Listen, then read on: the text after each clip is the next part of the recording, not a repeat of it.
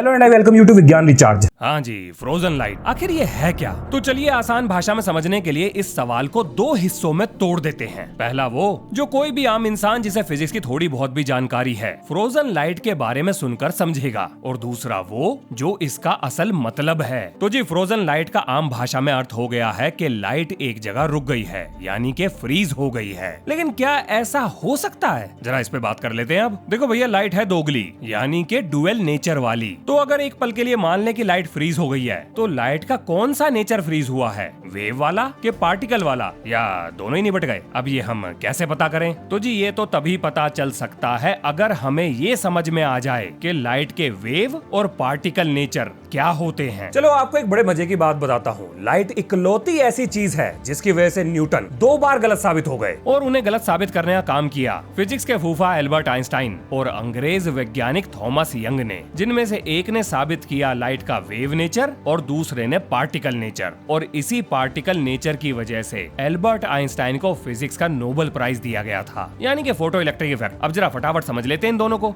सबसे पहले क्रिश्चियन ह्यूजन ने कहा कि लाइट एक वेव है। अब सवाल आता है कि इन्हें कैसे पता लगा? तो भैया इनका लॉजिक ये था कि जैसे एक बल्ब चारों दिशाओं में रोशनी फेंकता है, इसी तरीके से पानी में एक पत्थर फेंकने पर लहर चारों दिशाओं में को बढ़ती है। अब पानी पर पैदा होने वाली लहर को हम वेव कहते हैं, वाटर वेव कहते हैं, तो रोशनी को लाइट वेव कह देते हैं। भाई साहब, इनका लॉजिक इतना ही आसान था। अब इसके बाद आए चचा न्यूटन। उन्होंने पकड़े हाथ में कांच के बटन, मतलब प्रिज्म, और लाइट को 7 रंग में तोड़ दिया। अब उन्होंने ये भी बताया कि लाइट तो ज्योमेट्री के नियम फॉलो करती है, यानी angle of incidence equals to angle of reflection. अब ज्योमेट्री का ये वाला नियम सिर्फ स्ट्रेट लाइन पर ही लागू होता है, और वेव तो स्ट्रेट चलते ना। अब या तो ज्योमेट्री ही गलत है या लाइट ही वेव नहीं है। अब देखो, ज्योमेट्री को तो गलत साबित नहीं किया जा सकता था, तो न्यूटन चचा ने लाइट का वेव नेचर ही निपटा दिया और उसे पार्टिकल घोषित कर दिया। अब भैया इसके बाद एंट्री होती है अंग्रेज वैज्ञानिक थॉमस यंग की। अब जी यंग बाबू ने ली एक प्लेट, काटे उसमें 2 छेद और पानी में रख के लहर को निकाल दिया। जिसके बाद उन्होंने ये पाया कि जब इन 2 छेदों से 2 लहरें निकलती हैं तो वो आपस में टकराती हैं, जिसे इंटरफेरेंस कहते हैं। अब उन्होंने सोचा क्यों ना लाइट पे हाथ साफ किया जाए, इन छेदों से लाइट को निकाला जाए, और उन्होंने एक्सपेरिमेंट कर दिया। अब हुआ ये कि जैसे ही लाइट को छेद से निकाला गया, लाइट ने भी इंटरफेरेंस पैटर्न बना लिया, जबकि न्यूटन ने तो ये कहा था कि लाइट पार्टिकल है। अब अगर लाइट पार्टिकल है तो इन छेदों से निकलने पर लाइट को 2 धारियां बनानी थी, लेकिन ऐसा ना हुआ। लाइट ने वेव की तरह इंटरफेरेंस पैटर्न बना दिया, और इस तरह से यंग बाबू ने न्यूटन का नियम टपका दिया। लाइट दोबारा वेव बन गई, पार्टिकल नेचर लटक गया। अब जी इसके बाद एंट्री हुई फिजिक्स के फूफा महान वैज्ञानिक एल्बर्ट आइंस्टाइन की। तो भैया फूफा आए, लालटेन लाए, छोड़ी लाइट और इलेक्ट्रॉन निकले धाए धाए।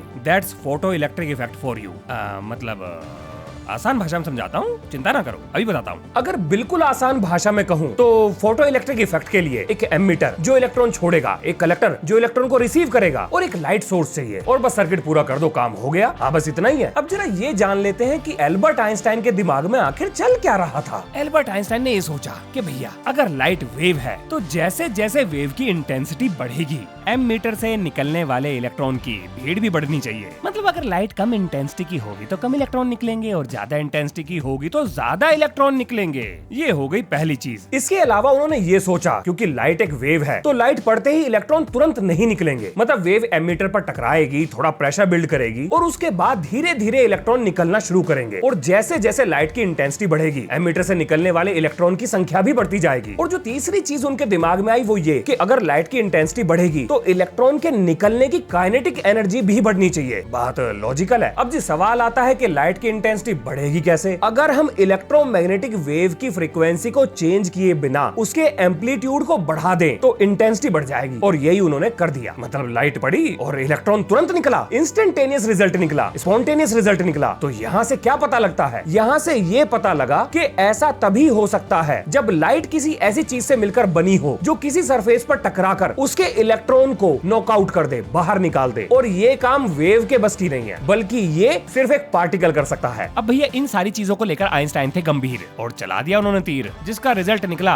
नील बटा सन्नाटा। जैसा सोचा ऐसा कुछ भी ना हुआ। लाइट पड़ी और इलेक्ट्रॉन तुरंत निकला। यहाँ तक कि लाइट की इंटेंसिटी बढ़ाने पर भी, यानी कि एम्पलीट्यूड बढ़ाने पर भी करंट में कोई बदलाव नहीं आया। मतलब ना तो इलेक्ट्रॉन की काइनेटिक एनर्जी बढ़ी और ना ही इलेक्ट्रॉन की संख्या बढ़ी। तो यहाँ से क्या पता चलता है? यही कि लाइट तो वेव की तरह व्यवहार कर ही नहीं रही। फिजिक्स के फूफा थे बड़े परेशान, उखाड़ लिए सर के सारे बाल। दिमाग में आ रहा था एक ही ख्याल, ये क्या हो रेला है, क्यों हो रेला है? क्योंकि ये बात तो बिल्कुल सही थी कि थॉमस यंग अपने एक्सपेरिमेंट से साबित कर चुके थे कि लाइट वेव है, लेकिन एल्बर्ट आइंस्टाइन के एक्सपेरिमेंट से ये साबित हुआ कि लाइट पार्टिकल है। तो अब कोई ऑप्शन बचता ही नहीं था सिवाय इस बात को डिक्लेयर करने के कि लाइट के पास डुअल नेचर है। अब भैया आइंस्टाइन ने पर्चा छाप दिया और नोबेल फाउंडेशन ने उनके गले में नोबेल प्राइज टांग दिया। किस्सा खत्म। अब आगे सुनिए। इसके बाद एल्बर्ट आइंस्टाइन को याद आया कि जेम्स क्लार्क मैक्सवेल ने तो ये कहा था कि लाइट एक इलेक्ट्रोमैग्नेटिक रेडिएशन है, यानी कि उसके पास इलेक्ट्रिक और मैग्नेटिक प्रॉपर्टीज दोनों हैं। अब आप सोच रहे होंगे इस बात का यहाँ पर क्या लॉजिक बनता है? तो जनाब यही लॉजिक तो हमें और आपको दोनों को एल्बर्ट आइंस्टाइन से अलग करता है। अब आप जरा उनका लेवल देखो सोचने का कि बंदा किस लेवल पर सोच रहा था। आगे सुनिए। अब इसके बाद एल्बर्ट आइंस्टाइन ने ये सोचा कि भैया लाइट की रफ्तार है 3 लाख किलोमीटर पर सेकंड। अब एल्बर्ट आइंस्टाइन ने ये सोचा कि भैया मैं लगाऊंगा लाइट से रेस। ठीक है, सोचने में क्या जाता है। तो जी अपने एल्बर्ट बाबू ख्याली पुलाव में लाइट के साथ ultra fast pro level speed पर रेस लगा रहे थे और लगभग दौड़ते दौड़ते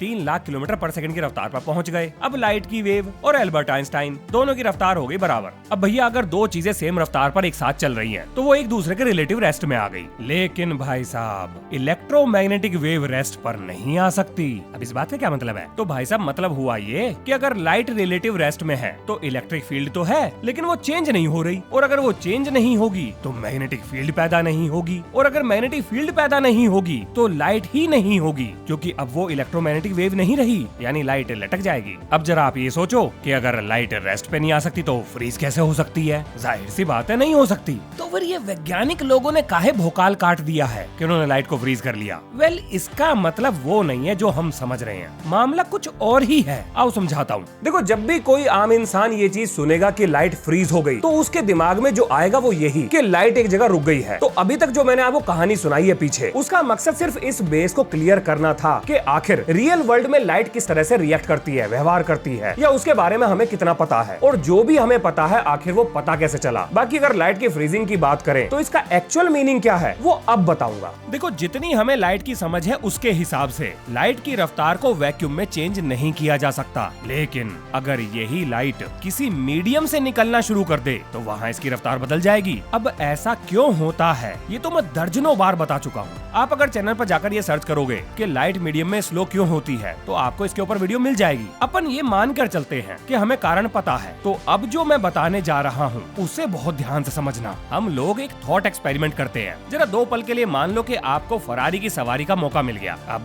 भैया आप उस गाड़ी को लेकर अपने गांव में आ गए। सरकार थी निकम्मी, सड़कें बनाई ना, बारिश का मौसम था, कीचड़ हो गया। अब आपको गांव वालों पर स्टाइल भी तो मारना था, फरारी की रफ्तार भी दिखानी थी, क्योंकि आपकी कौन सी अपनी गाड़ी थी। आपने उतार दी, कीचड़ में उतार दी, तेज रफ्तार पर उतार दी। अब जरा आप थोड़ा सा दिमाग लगाओ कि फरारी का इंजन पूरा जोर लगा रहा है दौड़ने के लिए, लेकिन क्योंकि गाड़ी कीचड़ में चल रही है, मतलब ठोस सरफेस नहीं मिल रही है, तो वो स्लिप कर रही है, लेकिन फिर भी निकल गई। लेकिन फरारी के टायरों के निशान वहाँ पर रह गए, जिसका मतलब ये हुआ कि फरारी की इंफॉर्मेशन उस कीचड़ में छप गई। अब अगर आप ये समझ सकते हो तो भाई साहब आपको फ्रीजिंग लाइट भी समझ में आ जाएगी। अब जरा आप ये सोचो, लाइट की मैक्सिमम रफ्तार है 3 लाख किलोमीटर पर सेकंड, तो क्या ऐसा हो सकता है कि हम किसी तरीके से लाइट की रफ्तार को बदल दें? वेल, बिल्कुल हो सकता है। लाइट के ये नखरे वैक्यूम में ही तो चलते हैं। हम वैक्यूम की जगह मीडियम का इस्तेमाल कर लेंगे और लाइट लटक जाएगी। अब क्या ऐसा हो सकता है कि हम लाइट की रफ्तार को इतना धीमा कर दें कि हमें लगे कि वो फ्रीज ही हो गई? वेल,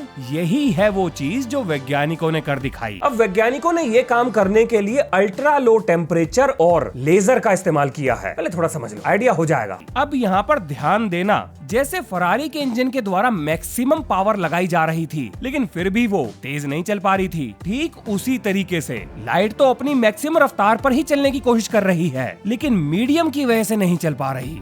मतलब मैंने बहुत ज्यादा ही सिंपल शब्दों में कह दिया, लेकिन कहानी यहाँ पर और भी है, लेकिन समझने के लिए इस बात से काम चला लो, ये भी गलत नहीं है। अब देखो, जैसे कीचड़ में से निकलने वाली गाड़ी अपने पहियों के निशान छोड़ जाती है, ठीक उसी तरीके से वैज्ञानिकों ने किसी तरीके से एक मीडियम से निकलने वाली लाइट की इंफॉर्मेशन को पकड़ लिया। अब क्योंकि ये इंफॉर्मेशन वहाँ स्टोर हो गई, इसी को फ्रीजिंग ऑफ लाइट कहा गया है। वैसे वैज्ञानिकों ने इसे एक और नाम दिया है, जो कि है सुपर सॉलिड, यानी कि एक रेयर स्टेट ऑफ मैटर। अब देखो, इसके बारे में जितना आसान भाषा में समझाया जा सकता था मैंने पूरी कोशिश करी है। मतलब अगर कोई फिजिक्स के बैकग्राउंड से भी नहीं है तो भी थोड़ा बहुत आइडिया लगा लेगा कि आखिर मैं क्या कहना चाहता था। लेकिन अगर फिर भी आपके मन में कोई डाउट है, सवाल है, सुझाव है, तो भाई साहब कमेंट बॉक्स में पूछे, कोई फायदा नहीं है। आप कम्युनिटी पोस्ट पे जाओ, वहां पर मैंने व्हाट्सएप चैनल का लिंक दिया हुआ है, जहां पर मिलेगा आपको रिसर्च पेपर। आप जाकर उससे लड़ो, शायद आपको अपने काम में कुछ मिल जाए। तो ये है इस वीडियो का अंत। मिलते हैं नेक्स्ट वीडियो में। जय हिंद, जय भारत।